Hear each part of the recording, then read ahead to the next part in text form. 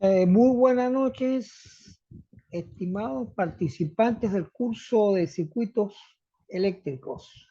Una cordial bienvenida a esta primera reunión del año que comienza. Eh, vamos a,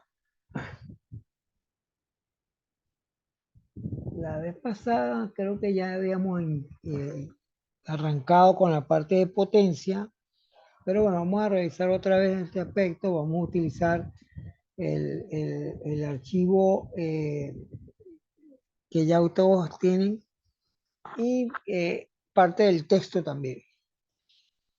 Eh, Como en el libro, ellos ya suponen que el estudiante conoce la noción básica de potencia. Yo voy a tomarme unos minutos para explicar, repasar, revisar ¿eh? La noción de potencia desde el punto de vista eléctrico, ¿no? Que es, tiene la misma connotación de lo que nosotros también conocemos como potencia mecánica. Bien, bien.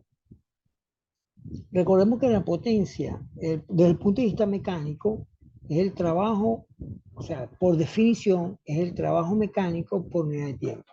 ¿Okay? Trabajo mecánico por unidad de tiempo. Entonces uno puede eh, eh, expresar desde el punto de vista energético, de acuerdo pues a las condiciones del sistema como tal de estudio, ¿sí?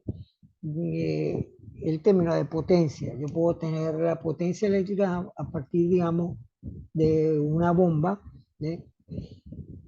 O de cualquier sistema eléctrico o cualquier artefacto eléctrico. eh, Uno habla de la potencia que consume y que disipa también. Eh, en el caso de nosotros también, pues en el caso de nosotros cuando hacemos alguna actividad física, también tenemos que consumimos potencia desde el punto de vista energético, ¿no? Entonces, que el caso que nos atañe a nosotros es la potencia eléctrica y en particular en corriente alterna. Vamos a ver algunas unas pequeñas diferencias que hay con respecto a la potencia que uno quizás ya conoce desde el punto de vista de la corriente continua. La diferencia en potencial por estudios o cursos anteriores de física, etcétera, o inclusive de bachillerato, la diferencia de potencial, que se denota de esta manera como lo tenemos acá, es el trabajo eléctrico, en vez de trabajo mecánico como el que comenté ahorita por unidad de tiempo. La diferencia potencial sería el trabajo por unidad de carga. ¿Sí? Entonces, de aquí yo puedo deducir cuánto vale el trabajo, yo puedo escribir el trabajo eléctrico para mover el trabajo sería el trabajo es equivalente a mover una carga de un sitio a otro, por decirlo de esa forma. Eso es lo que también uno llama diferencia potencial. Entonces, es la carga por esta diferencia delta V. ¿Sí? En el caso de la potencia mecánica, como comentamos hace unos minutos, es trabajo mecánico por unidad de tiempo, de la potencia mecánica. Si acá hacemos la similitud entre la potencia mecánica, la definición, y la potencia eléctrica, nosotros obtenemos lo siguiente. ¿Okay? Entonces, la potencia eléctrica sería trabajo eléctrico por unidad de tiempo. ¿Okay? Por unidad de tiempo. Y el trabajo eléctrico, como hemos visto, eh, anteriormente es la carga por voltaje. Lo vamos a escribir de esta forma para que ustedes vean cómo uno deduce esto de manera sencilla. Carga eléctrica por voltaje entre tiempo, pero resulta ser que la razón entre la carga eléctrica por unidad de tiempo es lo que uno llama, macroscópicamente hablando, una corriente eléctrica. O sea, el movimiento de carga por unidad de sección por unidad de tiempo es lo que uno llama una corriente. Entonces, uno deduce que la potencia eléctrica simplemente es igual a voltaje por corriente. O sea, yo tengo un determinado voltaje, lo multiplico por una corriente y ya tengo la potencia eléctrica. ¿sí? La potencia eléctrica, desde el punto de vista de la conservación de la energía, se puede manifestar de distintas maneras. ¿Sí? Se pueden manifestar en forma de calor, se pueden manifestar en forma de luz, ¿sí? De fotones de energía. ¿Sí? En una bomba, un sistema hidráulico, por ejemplo, consume potencia eléctrica de la red, porque consume potencia eléctrica de la red cuando yo multiplico el voltaje con que alimento y la corriente que ella consume, y eso se traduce en energía que se le da al fluido. ¿Okay? Fíjense cómo ahí se juega con lo que es la conservación de energía, o sea, la transformación energética. La parte eléctrica se transforma en energía hidráulica, y energía hidráulica que se le transmite al fluido, que es el fin último de una bomba, de un sistema de bombeo o una bomba de uso bastante común. En el caso de utilizar la potencia, y yo utilizo la ley de Ohm, ¿okay? O sea, la potencia es V por I, pero como el voltaje es R por I usando la ley de Ohm, yo deduzco muy rápidamente esta expresión. Si la potencia es I cuadrado por R, esta es la famosa expresión que se conoce como ley de Joule o efecto Joule. Es decir, que yo estoy escribiendo la potencia en términos del cuadrado de la corriente y de la resistencia. ¿Eh? Entonces, ¿qué deduce uno acá? Que en la medida que se incrementa la corriente, o para corrientes, rangos de corriente alto, lo elevo al cuadrado, la potencia que en este caso se disipa es mayor. Eso es lo que se conoce como efecto Joule. ¿Okay? La disipación de potencia o de la disipación de energía en forma de calor. En forma de calor.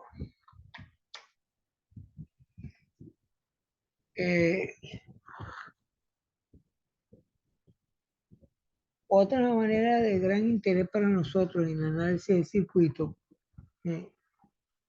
y bueno, y cualquier tipo de análisis, no solamente desde el punto de vista eléctrico, que la potencia que se entrega a un sistema, fíjense cómo lo voy a indicar, la potencia que se entrega a un sistema es igual a la potencia absorbida, el sistema absorbe potencia y disipa potencia. ¿Okay? Sí, cualquier artefacto, cualquier máquina eléctrica trabaja en base a ese esquema, que es lo que a nosotros nos interesa desde el punto de vista de ingeniería. O sea, se entrega potencia a un determinado sistema, a un determinado equipo eléctrico, a un transformador, a cualquier situación que tenga que ver con voltaje y corriente. Ella absorbe potencia, el circuito o el sistema absorbe potencia y también disipa potencia. Eso de disipar potencia se tiene que ver como una pérdida y ese es el efecto Joule, es decir, ese es el calor que se disipa en cualquier máquina. Cualquier máquina que se le haga pasar una corriente que trabaja con un determinado voltaje se va a calentar en el transcurso del tiempo. Es en una pérdida de energía por medio de calor, que es la potencia que se disipa, porque él se le está entregando determinada potencia con la red. Entonces, este es el caso de estudio, ¿okay? Que a nosotros nos atañe ahora. ¿Qué es lo que vamos a hacer? ¿Qué es lo que voy a explicar? Yo voy a tener ahora, voy a trabajar con una corriente alterna.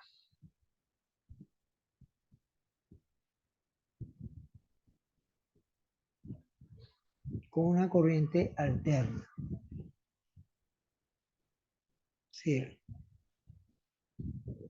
La corriente, que es una función del tiempo, como ya deberíamos estar acostumbrados, esta corriente que está acá, que es una función del tiempo de la manera sinusoidal o una función que depende del tiempo, en el dominio del tiempo, que ya la hemos estudiado en el corte anterior.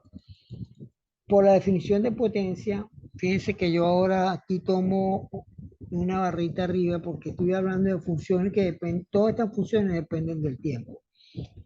Si la potencia por definición es voltaje por corriente y la corriente depende del tiempo y el voltaje depende del tiempo, entonces la potencia depende del tiempo. Entonces tenemos que tomar valores medios, ¿ven? Valores medios de este producto. Entonces, al final, si yo utilizo esta expresión de I cuadrado por R, eh, aquí me queda la corriente que viene siendo esta función al cuadrado, y esta función depende del tiempo, voy a tomar la media, lo que llaman media cuadrática. Y R no tengo ninguna media porque es una constante, porque es la resistencia. ¿Okay? Entonces, ¿qué obtenemos? Obtenemos lo siguiente. Obtenemos lo siguiente. La potencia, ¿okay? Sería calcular la media cuadrática de esta función, que yo se los coloco acá. Es simplemente de las nociones básicas que que ustedes estudiaron en un curso de matemática. Y la función promedio sería 1 sobre t, esta integral definida de 0t, donde t es el periodo de f de t. Entonces yo voy a utilizar esta definición, voy a colocar el valor de la corriente o el valor de la potencia en este caso, y tengo esta función. ¿Okay? Esto que está acá, tengo esto que está acá, vamos a ver un poco más, no tanto, así, y tengo que resolver pues esta integral. Bueno, aquí el periodo en este caso viene siendo 2pi, ¿no? Porque es el periodo de la función seno. La resistencia es una constante, lo puedo sacar fuera del integral, y 2pi también. Me queda esta expresión y tengo que el seno cuadrado utilizo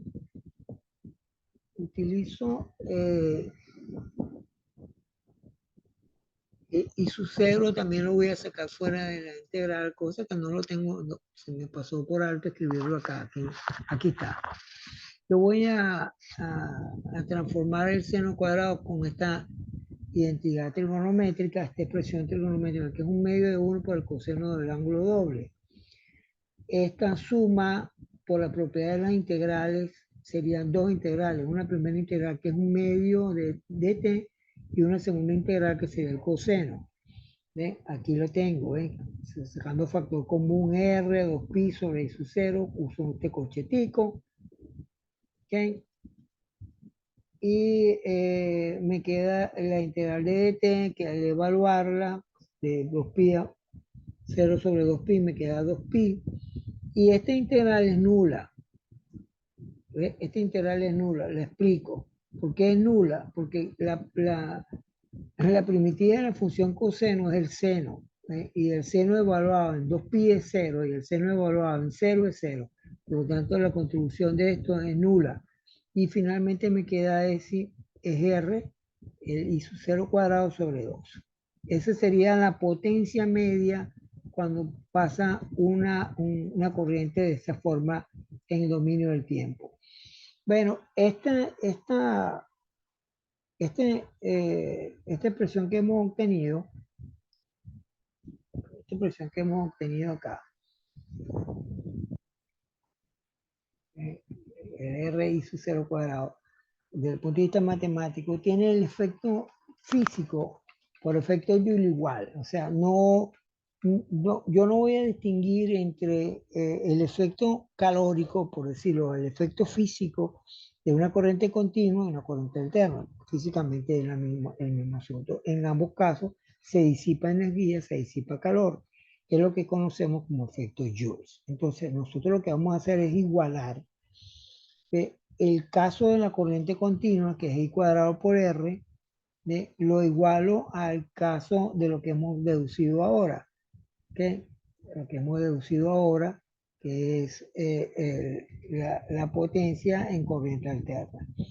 Y aquí yo simplifico y despejo el valor de I, o sea, divido entre R, no depende de R, tomo la raíz cuadrada y al final me queda este término.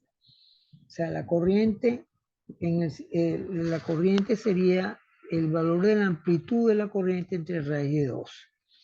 A esta famosa expresión es lo que uno llama corriente eficaz.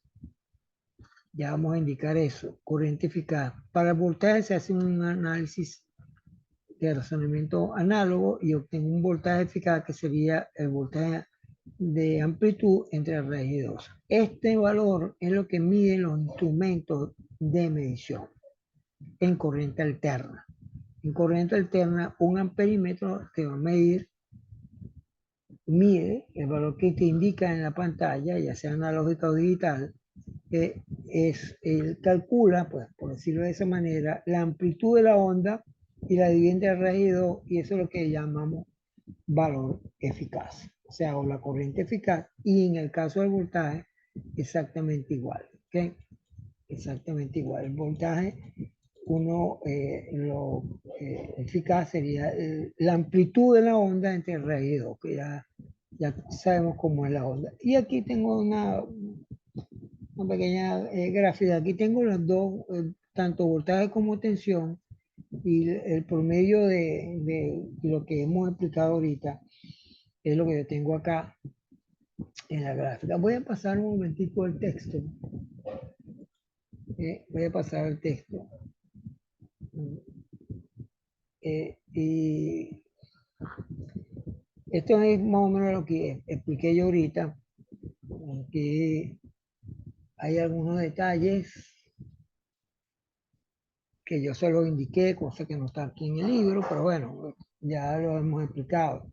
Y un caso muy particular es cuando yo tengo un elemento resistivo que lo conecto a la red corriente alterna y obtengo una potencia que se disipa, que sus aplicaciones pues son obvias, ¿no? La cocina eléctrica, calentador, eh, la pinza para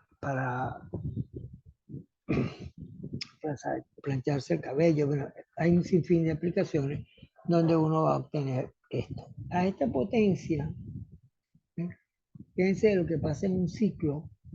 Esto es el voltaje corriente, una línea punteada y el promedio, el valor promedio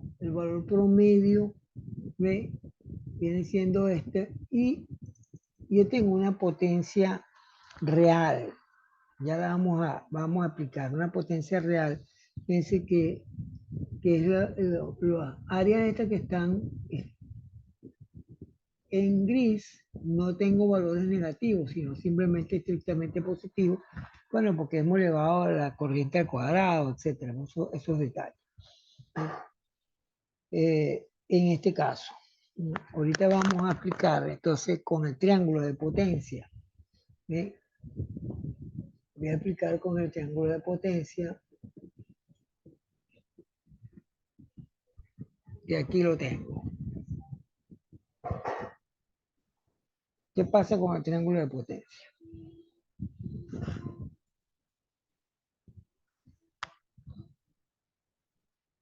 Ahí tengo yo un famoso triángulo rectángulo estudiado de sus estudios de bachillerato. No íbamos a pensar que el famoso teorema de Pitágoras lo íbamos a utilizar en estas condiciones de circuitos, ¿no?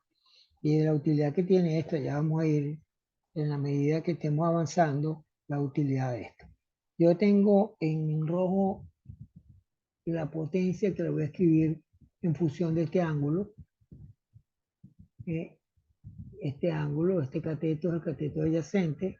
Por definición, el coseno es el cateto adyacente entre la hipotenusa, que es la línea amarilla, y el seno es el cateto opuesto entre la hipotenusa. Entonces, a esta potencia se le llama potencia activa o potencia real. ¿Sí? Es la potencia que vimos ahorita en la imagen del texto, del elemento resistivo. ¿Okay? La potencia, una potencia que realmente se siente, ¿no? Que una potencia real que se disipa en el elemento, en este caso en el elemento resistivo. ¿Okay?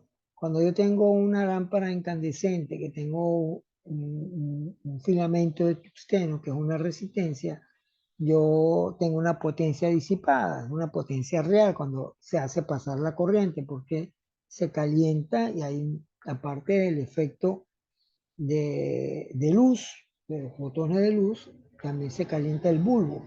¿Sí?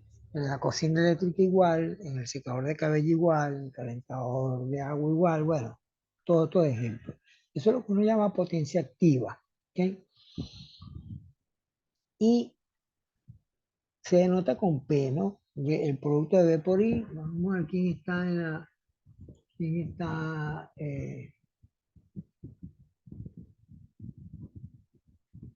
en la sala. Bueno, hay otra persona en la sala, pero no aparece su nombre.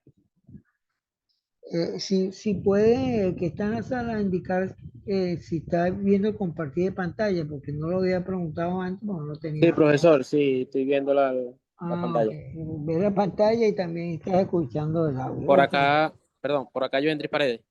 Ah, ok, ok, ok. Gracias, Henry. Bueno, entonces fíjense, esta potencia, dime si voy a cambiar el texto y me confirma si se cambió la pantalla. Sí, profesor. Ok, perfecto. Es un trabajo muy bien. Este caso, ¿ve? Aquí es la potencia activa. ¿Ve? Esta es la potencia activa, este que aquí hay disipación de calor. Y gráficamente, como lo expliqué unos minutos atrás, ¿ve? No se anula ni nada, sino que existe una potencia que se consume. ¿Sí? Eso es lo que uno llama potencia activa. ¿Okay? Cuando yo tengo un circuito inductivo, ¿ve? Por ejemplo, una bobina, entonces tengo motores, o sea, máquinas, donde tengo bobinas, embobinados, etcétera, transformadores. Hay otro tipo de potencia que se llama potencia inductiva, de carga inductiva. ¿Qué ocurre, por ejemplo, en una bobina? Una bobina es un alambre enrollado, ¿no? Entonces, él, aquí yo tengo tanto voltaje como corriente, pero ahora están desfasados, porque eso fue lo que estudiamos la vez pasada, están desfasados. Pero él absorbe, por decirlo así, o almacena energía, pero en un semiciclo, en la mitad del ciclo, y después la libera. Después vuelve a absorber y después vuelve a liberar. Entonces, la potencia neta es nula. ¿Okay? La potencia neta es nula, o sea, en términos de potencia real. Ya vamos a ir explicando eso con un poco más de detalle. Pero me vengo al libro porque para que ustedes vean el gráfico, y con el gráfico uno, digamos, puede como que eh, visualizar mejor la idea. Igual con un condensador. Pero vamos entonces a mi triángulo de potencia. A esa potencia que hemos ahorita indicado, la vamos a anotar con la letra Q, viene siendo el cateto opuesto a este triángulo, ¿ve? Y sería V por I por el seno, ¿ok? Entonces una se escribe con el seno del ángulo, de este ángulo, y otra con el coseno. A una le llamamos potencia activa, ¿eh? Y a otra la llamamos potencia reactiva. La potencia reactiva, repito, es la que aparece en sistemas inductivos, ¿okay? Que tienen bobinas o condensadores. Entonces, el condensador es algo así que también él almacena energía y la suelta a través de almacena y suelta, almacena y descarga. ¿Okay? Entonces, la potencia media, la potencia neto es nula. O sea, no consume, por decirlo así de esa manera, no consume como el caso resistivo, ¿no? Que consume y ese consumo se manifiesta en una disipación de potencia en forma de calor. Estos términos son muy importantes para nosotros los ingenieros, por supuesto. Bueno, entonces la potencia activa se va a expresar en vatios, que es la unidad de potencia, ya sea mecánica o eléctrica, que es trabajo, es joule entre segundo. A ese joule sobre el segundo se le llama vatios, ¿ok? Unidad de potencia. Entonces en la activa se habla de potencia de una máquina o un motor, una bomba de agua, ustedes ya la conocen, se expresa en vatio o comúnmente también se expresa en HP, ¿no? El caballo de fuerza, ¿no? Hay una conversión ahí entre en HP y vatio. Nosotros usamos vatio, ¿ok? En el curso. Entonces, yo puedo utilizar la ley de Ohm y escribirlo ahora en los términos de impedancia. Ojo, Z, en vez de escribir R, vamos a escribir Z como la impedancia del circuito. ¿Okay? Esa es una forma también de escribir la potencia activa. ¿Sí? Bueno, aquí la potencia reactiva, como ya comentamos, ¿sí? Es el cateto opuesto en el triángulo rectángulo, que es lo que vamos a llamar de ahora en adelante triángulo de potencia, y se va a denotar con la letra Q, que por el seno, que es el cateto opuesto, es la potencia que aparece en las bobinas, los condensadores, en circuitos donde esos componentes absorben energía, ¿okay? Y la disipan, ¿no? Que no es consumida realmente. Ellos absorben como los condensadores, como el caso del sistema, el circuito RC que ya estudiamos en el acto anterior. El condensador se carga y se descarga, o sea, él absorbe energía y disipa energía, expulsa la energía y la potencia media es nula. ¿Okay? O sea, ellos almacenan, ¿no? Almacenan, ¿okay? Entonces, por eso es que esa potencia se llama potencia reactiva. O sea, no producen trabajo útil como la potencia activa. ¿Okay? Por ejemplo, el trabajo útil que produce una bomba. ¿Okay? La bomba, se le ha entregado potencia cuando se conecta a la red. ¿Okay? Él absorbe potencia para trabajar y disipa potencia.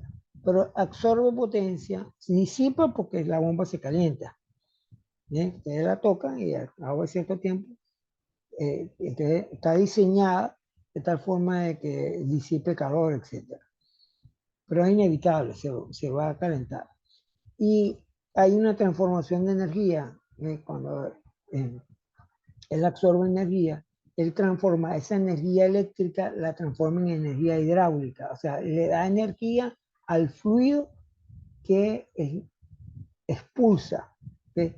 Con el impulsor que tiene, ¿okay? Una bomba centrífuga, por ejemplo. Le pongo el caso de análisis para que vean cómo se maneja la situación desde el punto de vista energético con el término de potencia. Esa bomba tiene una potencia activa que la acabamos de comentar ahorita. Ella consume potencia, hace trabajo útil porque le da energía al fluido. Entonces hay un trabajo útil. Hay una energía hidráulica del fluido que impulsa el fluido, pero también que produce trabajo útil. Y en cambio tiene una potencia reactiva porque tiene un motor, el motor tiene un enrollado, un enrollamiento, una bobina, y esa bobina, bueno, también tiene condensador, etcétera. Bueno, vamos a entrar en el detalle de la bomba, pero sí aparece un componente reactivo. Y esa potencia reactiva la vamos a expresar en voltio amperio reactivo. No la vamos a expresar en vatios, sino VAR, o sea, voltio amperio reactivo, o KVAR, o sea, kilovoltio amperio reactivo, como un múltiplo. Y se denota de la forma con la letra Q y V por 0. Ahora, la hipotenusa, el triángulo,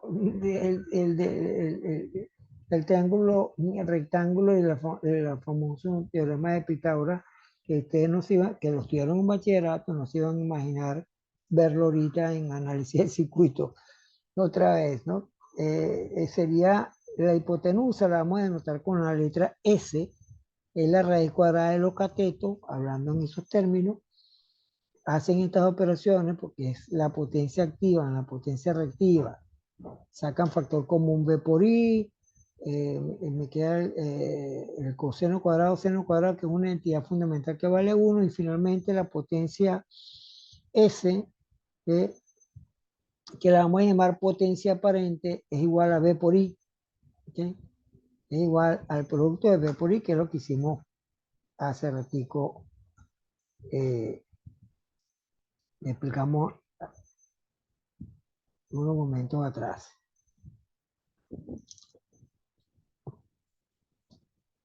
Bueno, entonces aquí tengo los tres tipos de potencia.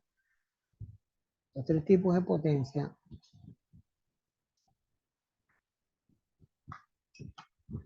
La potencia activa, la potencia reactiva y la potencia aparente. Luego vamos a explicar en qué consiste el asunto de la potencia aparente. Y eso está vinculado con el triangulito, el triángulo de potencia. Bueno, este es como decir a veces los ingenieros electricistas, pues. El triángulo de potencia. Entonces, fíjense en la distinción que hay en la potencia de corriente continua. No habla de activo ni de reactivo ni nada por el estilo. Pasa corriente a través de un conductor en corriente continua y se calienta, por supuesto, y ya está. Hay efecto Joule y listo. Pero en caso de corriente alterna, como la corriente del tema fluctúa en el tiempo, toma valores positivos, negativos, etc. Entonces hay efectos diferentes, ¿no? Entonces aquí es donde nosotros vemos el accionar de lo que es la potencia activa, que hay que tener claro cada uno de esos términos. La potencia reactiva y la potencia aparente. Bueno, para culminar este ratico, vamos a otro término de bastante interés y de importancia en el ámbito de la ingeniería, sobre todo pues, para gente que tenga cargo de mantenimiento, de gerencia de mantenimiento, de equipos, etcétera, ¿no? Es lo que vamos a llamar el factor de potencia. El factor de potencia es el ángulo este que vemos en el triángulo. Aquí otra vez está el triangulito, pero ahora ponemos potencia útil, potencia reactiva y la potencia aparente. La potencia aparente en kVA, no sé si la han escuchado, si kVA, la potencia útil kilovatios y el kilovoltios reactivo. ¿Okay? Entonces, este ángulo es lo que uno llama factor de potencia. Y por definición, fíjense, el coseno de este ángulo, atención, el coseno de este ángulo es el cateto adyacente, que viene siendo la línea en azul, que es P, la potencia útil, entre la hipotenusa, que es S. Que el factor de potencia lo estamos definiendo como el coseno del ángulo, y es la razón entre P activo, entre S aparente. Si la potencia aparente es igual a la potencia activa, esto vale 1. Si esto vale 1 es porque el ángulo vale 0, es decir, no hay potencia reactiva. Fíjense lo que uno deduce rapidito. Si el factor de potencia vale 1, eso implica que el coseno de resuelve esa ecuación trigonométrica, el coseno vale 1, por lo tanto el ángulo vale 0 grados. ¿Okay? Si el ángulo vale 0 grados, vamos al triangulito, este cateto no existe, o sea, no hay potencia reactiva. Es el caso particular de circuitos estrictamente resistivos, cuando no haya componentes reactivas. Los circuitos resistivos, el factor de potencia es unitario. ¿Okay? El factor de potencia es unitario. Cuando yo tengo circuitos reactivos, tengo un factor de potencia que es diferente de 1.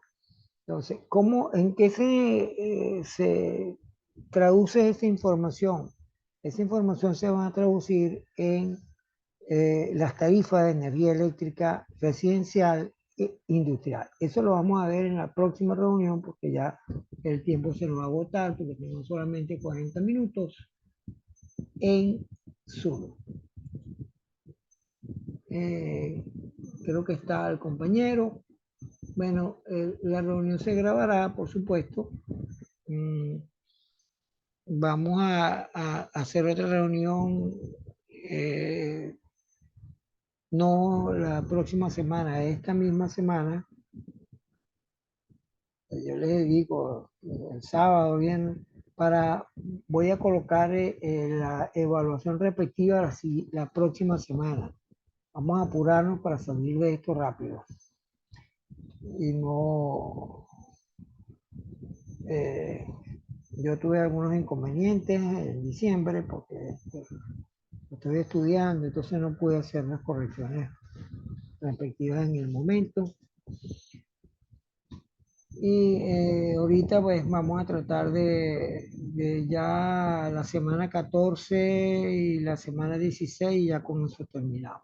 Entonces vamos a hacer reuniones con un poquito más de frecuencia. Entonces le agradezco al compañero que está en la sala